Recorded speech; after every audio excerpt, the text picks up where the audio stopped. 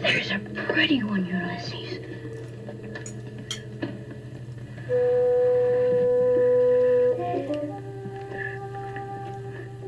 There it is. Hey guys, this is definitely not a review. It's kind of a hot take therapy session for me to talk about how deeply disappointed and angry I feel about this book, Where Reasons Ends by Yiyun Li. I just finished it a couple hours ago, and I can't sit still. I'm just feeling plugged up with complicated feelings. I thought it started out really great. Everybody knows this is her quote-unquote novel based on the suicide of her 16-year-old son. And watchers of my channel recently will know how deeply I loved this collection of memoiristic essays, Dear Friend. And by the end, I absolutely hated this, and I just thought it was terrible, awful, fake, annoying. It's the most irritating book. I can't remember being so irritated by a book. So she imagines a dialogue inside her own mind between her son, Nikolai, and her. And that's the book. And I kept going back and forth over the first half, and then by the second half, I kind of lodged with feeling that Nikolai, as she imagined him, or as she imagined him talking to her, was a fucking prick. I couldn't stand him. I couldn't stand him. And I didn't watch Conrad of 7 Days at Sea's review until I was on the last chapter of this book a couple hours ago. And I'm co-signing about 96% of his review. I don't necessarily agree with him on his critique about suicide and mental health. I don't know if I agree or disagree, but I don't share that problem with this book. But pretty much everything else he said, I agree with. So I'm going to steal. I've now credited him, and I'm going to link his review in the show notes. He talked about the ping-pong quality of this, and that's the perfect word. So thank you, Conrad. Their discussion is back and forth, ping pong, and the repartee is nauseating. It's so annoying. I couldn't stand it. And I also agree with, I love etymology, hello, in other words, and I got kind of sucked in by that. Every second word was being etymologically researched by Yiyun Li and included in the text. But her research was, I agree with Conrad, it was so superficial and really annoying by the end.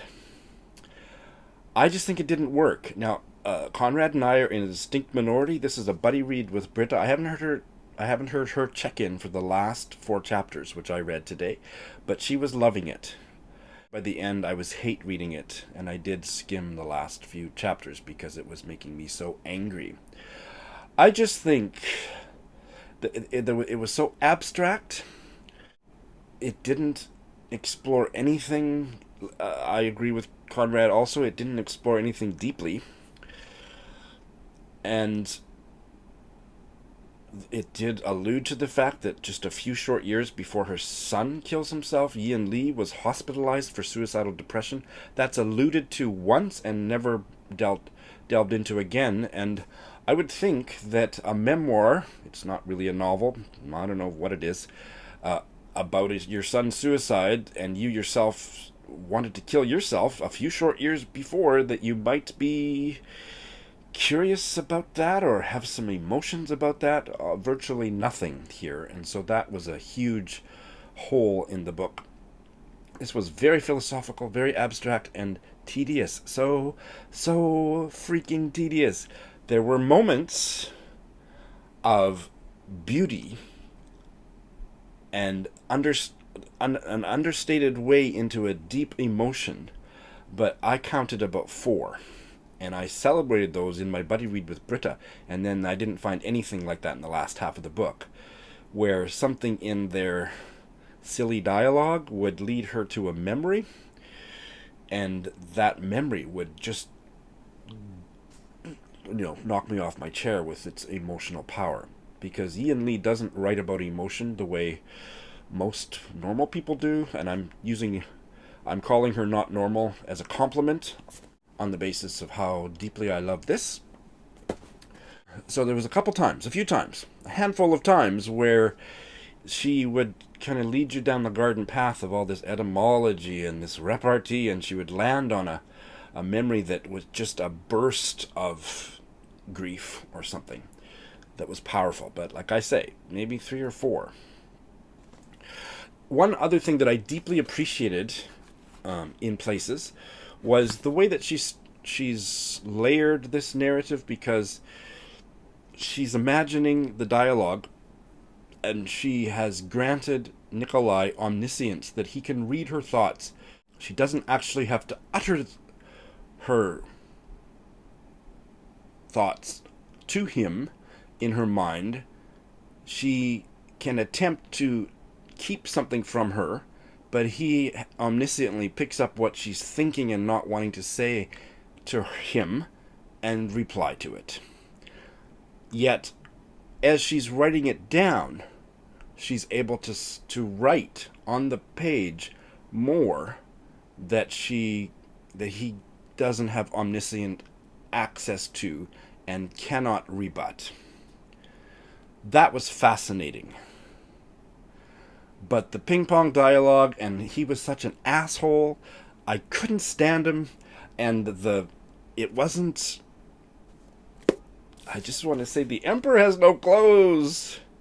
I think this might be where not only reasons end, but my infatuation with Ian Lee ends, because I was disgusted by this. And boy, am I ever in a minority. All my BookTube heroes, Britta, I think, is going to end up loving it. Eric loved it. Claire Reed's books loved it. Amelia Reed's loved it. I thought it was so disappointing. So, Conrad, will you be my friend? I think I'm about to be deserted en masse by all my BookTube buddies, but I just feel like that. Ripped off somehow. I don't know if you'll ever see this video because I just needed to vent, but if you do, I ended up deciding it might add something to the conversation. Thanks for watching.